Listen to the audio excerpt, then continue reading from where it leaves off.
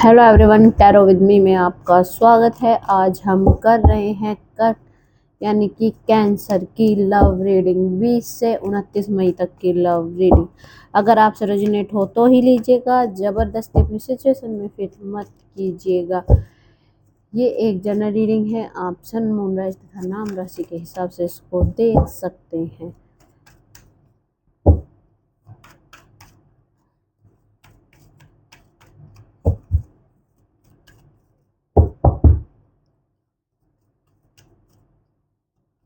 बस queen of wands,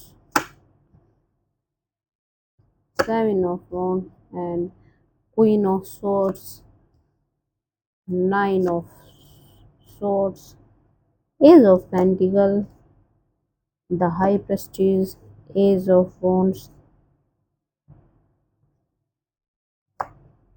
and 5 of cups।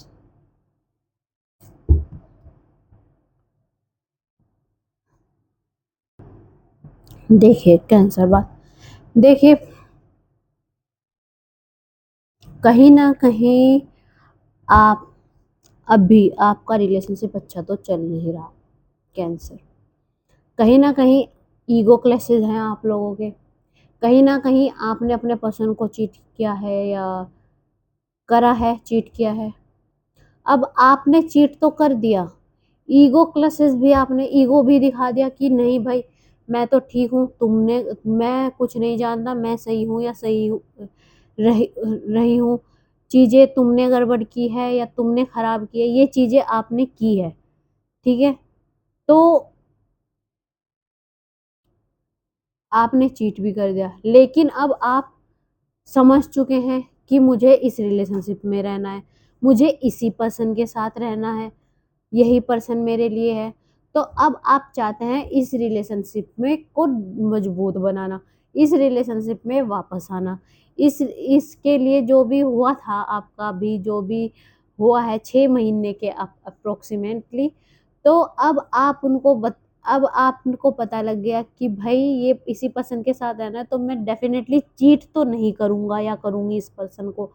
तो ये आप समझ चुके हैं कि चीट करने से फ़ायदा किसी को नहीं होने वाला, नुकसान ज़रूर। आप एक ऐसे पर्सन को खो देंगे जो शायद आपके साथ कंटिन्यूअसली रही है या रहा है और आपके साथ आगे भी रहना चाहता है या चाहती है डेफिनेटली।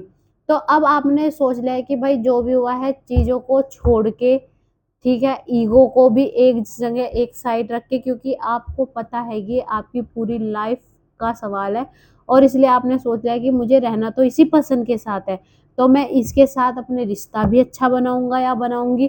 और मुझे अपने रिलेशनशिप में अगर कुछ इशू आता भी है, क्योंकि कहीं ना कहीं देखिए अभी तक आपके पर्सन को नहीं पता कि आपने उनको चीट किया है। वो सिर्फ ये सोचा कि पता नहीं क्यों ईगो दिखा रहा है सामने वाला, क्या कर रहा है, समझ में नहीं आ रहा था उनको।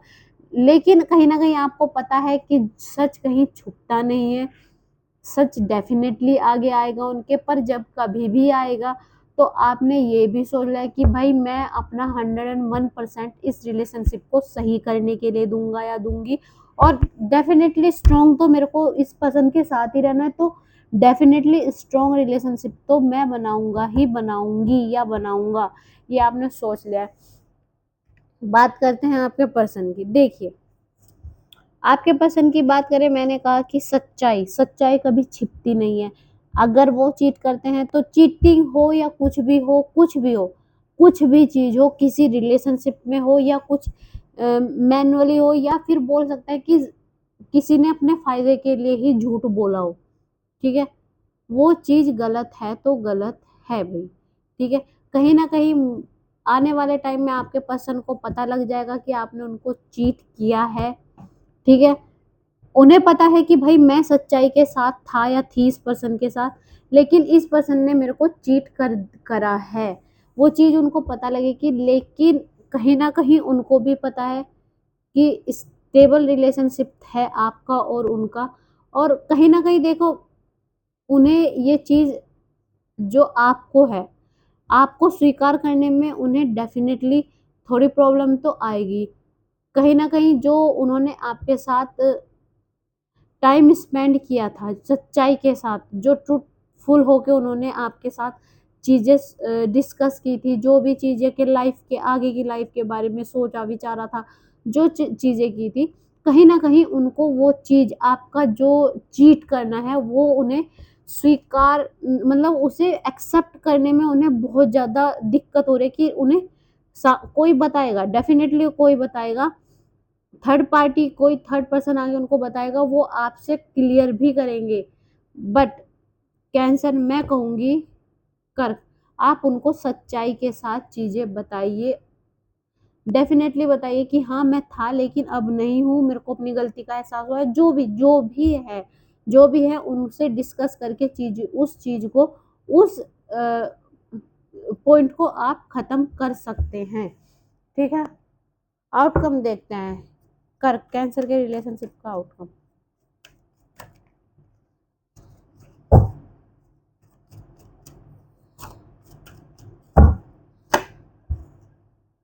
The moon,